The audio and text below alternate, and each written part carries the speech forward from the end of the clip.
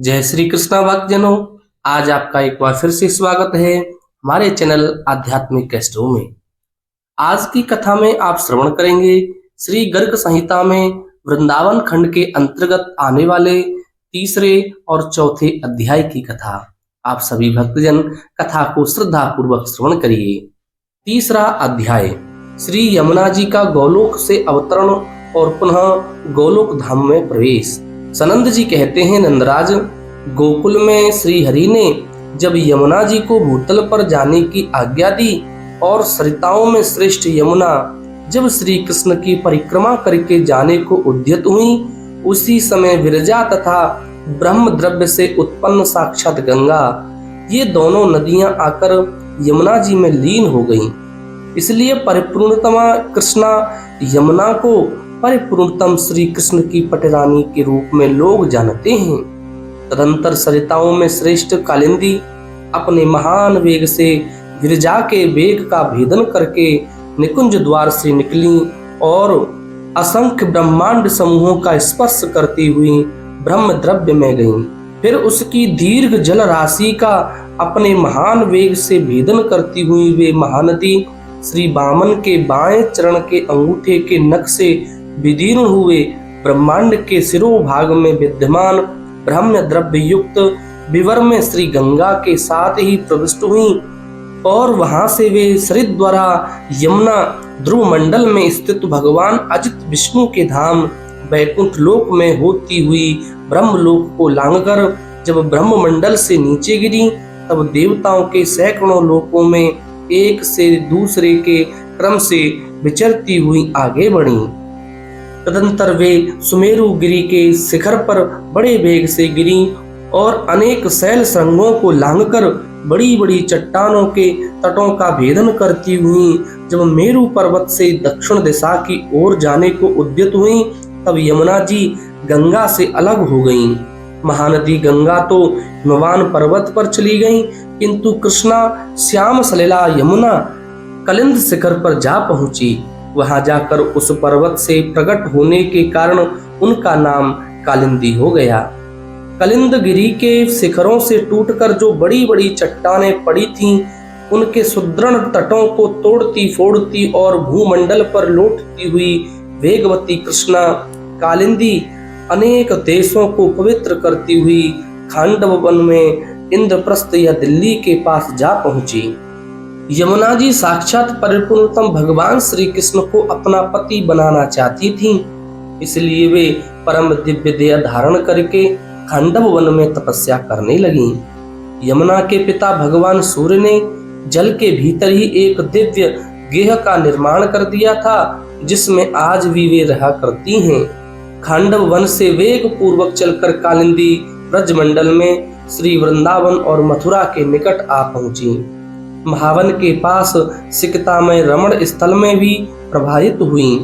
श्री गोकुल में आने पर परम सुंदरी यमुना ने विशाखा सखी के नाम से अपने नेतृत्व में गोप किशोरियों का एक यूथ बनाया और श्री कृष्णचंद्र के रास में सम्मिलित होने के लिए उन्होंने वहीं अपना निवास स्थान निश्चित कर लिया।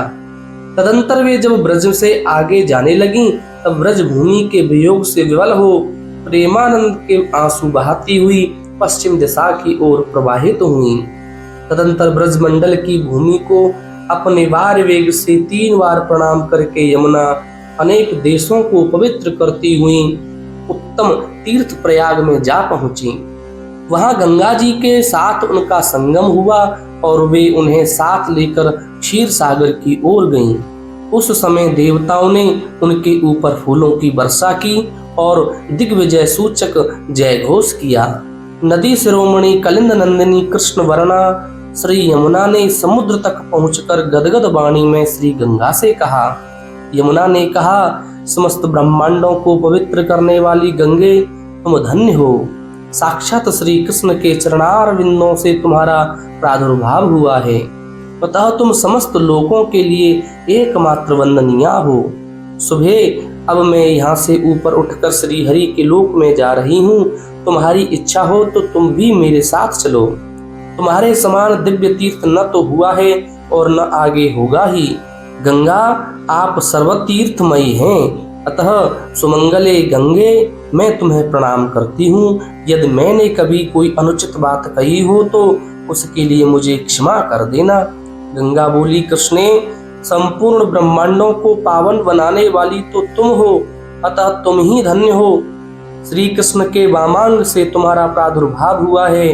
तुम परमानंद स्वरूपिणी हो, साक्षात परिपूर्णतमा हो, समस्त लोकों के द्वारा एकमात्र वंदनिया हो। परिपूर्णतम परमात्मा श्री कृष्ण की भी पटरानी हो, अतः कृष्णे तुम सब प्रकार से उत्कृष्ट हो। तुम कृष्णा को मैं प्रणाम करती हूँ। तुम समस्त तीर्थों और देवताओं के लिए भी दुर्लभ हो। गोलोक में भी तुम्हारा दर्शन दुष्कर है। मैं तो भगवान श्री कृष्ण की ही आज्ञा से मंगलमय पाताल लोक में जाऊंगी। यद्यपि तुम्हारे वियोग के भय से मैं बहुत व्याकुल हूँ, तो भी इस समय तुम्हारे साथ चलने में असमर्थ हूँ। ब्रज के रास मंडल में मैं भी तुम्हारे यूथ में सम्मिलित होकर रहूंगी। हरि प्रिय, मैंने भी यदि कोई अप्रिय बात कह दी हो तो उसके लिए मुझे क्षमा कर देना। सनंद जी कहते हैं, इस प्रकार एक दूसरे को प्रणाम करके दोनों नदियां तुरंत अपने अपने गंतव्य पथ पर चली गईं। सुरधुनी गंगा जी अनेक लोगों को पवित्र करती हुई पाताल में चली गईं और वहां भोगवती वन में जाकर भोगवती गंगा के नाम से प्रसिद्ध हुई। उन्हीं का जल भगवान शंकर और शेषनाग अपने मस्तक पर धारण करते हैं। इधर कृष्णा अपने वेग से सप्त सागर मंडल का भेदन करके सातों द्वीपों के भूभाग पर लौटती हुई और भी प्रखर वेग से आगे बढ़ी। स्वर्णमयी भूमि पर पहुंचकर लोकालोक उस पर्वत पर गईं। उसके शिखरों तथा गंड शैलों, टूटी चट्टानों के तट का भेदन करके कालिंदी फुहारे की सी जलधारा के साथ उछलकर लोकालोक पर्वत के शिखर पर जा पहुंची। फिर वहां से ऊर्ध्व गमन करती हुई स्वर्गवासियों के स्वर्गलोक तक जा पहुंची। फिर ब्रह्मलोक तक के समस्त लोकों को लांघकर श्रीहरि के पद चिन्ह से लांछित श्री ब्रह्म द्रव्य से युक्त ब्रह्मांड विवर से होती हुई आगे बढ़ गईं। उस समय समस्त देवता प्रणाम करते हुए उनके ऊपर फूलों की वर्षा कर रहे थे। इस तरह सरिताओं में श्रेष्ठ यमुना पुनः श्री कृष्ण के गोलोक धाम में आरूढ़ हो गई। कलिंद गिरि नंदिनी यमुना के इस मंगल में नूतन चरित्र का भूतल पर यदि श्रवण या पठन किया जाए तो वह उत्तम मंगल का विस्तार करता है। यदि कोई भी मनुष्य इस चरित्र को मन में धारण करे और प्रतिदिन पढ़े तो वह भगवान की निकुंज लीला के द्वारा वर्णन किए गए उनके परम पद गोलोक धाम में पहुंच जाता है। इस प्रकार श्री गर्ग संहिता में श्री वृंदावन खंड के अंतर्गत नंद सनंद संवाद में कालिंदी के आगमन का वर्णन नामक तीसरा अध्याय पूरा हुआ। चौथा अध्याय श्री बलराम और श्री कृष्ण के द्वारा बछड़ों का चराया जाना तथा वत्सासुर का उद्धार।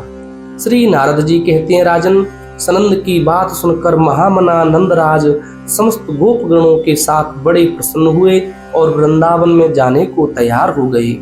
यशोदा, रोहिणी तथा समस्त गोपांगनाओं के साथ घोड़ों, रथों, वीर पुरुषों तथा विप्र मंडली से मंडित हो परम बुद्धिमान नंदराज दोनों पुत्र बलराम और श्री कृष्ण सहित रथ पर आरूढ़ हो वृंदावन की ओर चल दिए।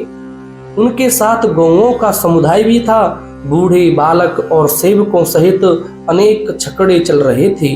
यात्रा के समय शंख बजे और नगारों की ध्वनि हुई। बहुत से गायक नंदराज का यशोगान कर रहे थे। गोप वृषभानवर अपनी पत्नी के साथ हाथी पर बैठकर पुत्री राधा को अंक में लिए गायकों से यशोगान सुनते हुए मृदंग, ताल, वीणा और वेणुओं की मधुर ध्वनि के साथ वृंदावन को गए। उनके साथ भी बहुत से गोप और गौओं का समुदाय था। नंद, उपनंद और छहों वृषभानु भी अपने समस्त परिकरों के साथ वृंदावन में गए। समस्त गोपों ने अपने सेवकों सहित वृंदावन में प्रवेश करके अलग अलग गोष्ठ बनाए और इधर उधर निवास आरंभ किया। वृषभानु ने अपने लिए वृषभानुपुर बरसाना नामक नगर का निर्माण कराया, जो 4 योजन विस्तृत दुर्ग के आकार में था। उसके चारों ओर खाइयां बनी थीं। उस दुर्ग के 7 दरवाजे थे। दुर्ग के भीतर विशाल सभा मंडप था। अनेक सरोवर उस दुर्ग की शोभा बढ़ा रहे थे। बीच बीच में मनोहर राजमार्ग का निर्माण कराया गया था। 1 सहस्त्र कुंजें उस पुर की शोभा बढ़ाती थीं। श्री कृष्ण नंद नगर, नंदगांव तथा वृषभानुपुर बरसाने में बालकों के साथ क्रीड़ा करते हुए घूमते और गोपांगनाओं की प्रीति बढ़ाते थे। राजन, कुछ दिनों बाद संपूर्ण गोपों के समादर भाजन मनोहर रूप वाले बलराम और श्री कृष्ण वृंदावन में बछड़े चराने लगे। वे दोनों भाई ग्वाल वालों के साथ गांव की सीमा तक जाकर बछड़े चराते थे। कालिंदी के निकट उसके पावन पुलिन पर सुशोभित निकुंजों और कुंजों में बलराम और श्री कृष्ण इधर उधर लुका छिपी के खेल खेलते और कहीं कहीं रेंगते हुए चलकर वन में सानंद विचरते थे। उन दोनों के कट प्रदेश में करधनी की लड़ियां शोभा देती थीं। खेलते समय उनके पैरों के मंजीर और नुपुर मधुर झंकार फैलाते थे। बलराम के अंगों पर नीलांबर शोभा पाता था और श्री कृष्ण के अंगों पर पीतपट। वे दोनों भाई हार और भुजबंदों से भूषित थे। कभी बालकों के साथ क्षेपणों ढेलवासों द्वारा ढेले फेंकते और कभी बांसुरी बजाते थे। कुछ ग्वाल वाल अपने मुख से करधनी के घुंघरुओं की सी ध्वनि करते हुए दौड़ते और उनके साथ वे दोनों बंधु राम और श्याम भी पक्षियों की छाया का अनुसरण करते भागते हुए सुशोभित होते थे।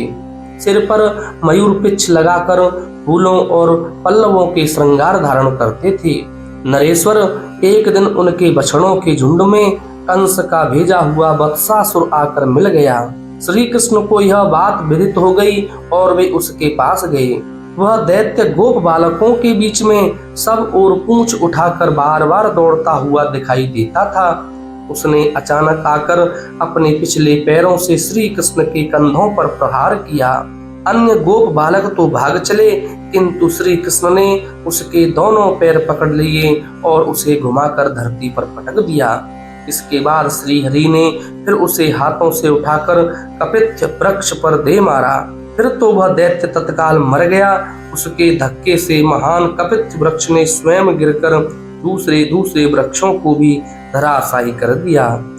यह एक अद्भुत सी बात हुई। समस्त ग्वालवाल आश्चर्य से चकित हो कन्हैया को वहां साधुवाद देने लगे। देवता लोग आकाश में खड़े हो जय जयकार करते हुए फूल बरसाने लगे। उस दैत्य की विशाल ज्योति श्री कृष्ण में लीन हो गई। बहुलासु ने पूछा, मुने, यह तो बड़े आश्चर्य की बात है। बताइए तो इस वत्सासुर के रूप में पहले का कौन सा पुण्यात्मा पुरुष प्रकट हो गया था जो परिपूर्णतम परमात्मा श्री कृष्ण में विलीन हुआ? श्री नारद जी कहते हैं, राजन, मुर के एक पुत्र था जो महादैत्य प्रमील के नाम से विख्यात था। उसने देवताओं को भी युद्ध में जीत लिया था। एक दिन वह वशिष्ठ मुनि के आश्रम पर गया। वहां उसने मुनि की होम धेनु नंदिनी को देखा। उसे पाने की इच्छा से वह ब्राह्मण रूप धारण करके मुनि के पास गया और उस मनोहर गौ के लिए याचना करने लगा। महर्षि दिव्यदर्शी थे, अतः सब कुछ जानकर भी चुप रह गए, कुछ बोले नहीं। तब गौ ने स्वयं कहा। श्री नंदिनी बोली, दुर्मते, तू मुर का पुत्र दैत्य है, तो भी मुनियों की गौ का अपहरण करने के लिए ब्राह्मण बनकर आया है, अतः गाय का बछड़ा हो जा। श्री नारद जी कहते हैं, राजन, नंदिनी के इतना कहते ही वह मुर पुत्र महान गौवत्स बन गया। तब उसने मुनिवर वशिष्ठ तथा उस गौ की परिक्रमा एवं प्रणाम करके कहा, मेरी रक्षा कीजिए, रक्षा कीजिए। गौ बोली, महादैत्य, द्वापर के अंत में जब तू श्री कृष्ण के बछड़ों में घुस जाएगा, उस समय तेरी मुक्ति हो जाएगी। श्री नारद जी कहते हैं, उसी शाप और वरदान के कारण परिपूर्णतम पतित पावन साक्षात भगवान श्री कृष्ण में दैत्य वत्सासुर विलीन हुआ। इसमें विस्मय की कोई बात नहीं है। इस प्रकार श्री गर्ग संहिता में श्री वृंदावन खंड के अंतर्गत वत्सासुर का मोक्ष नामक चौथा अध्याय पूरा हुआ। बोलिए भक्त वत्सल भगवान की जय।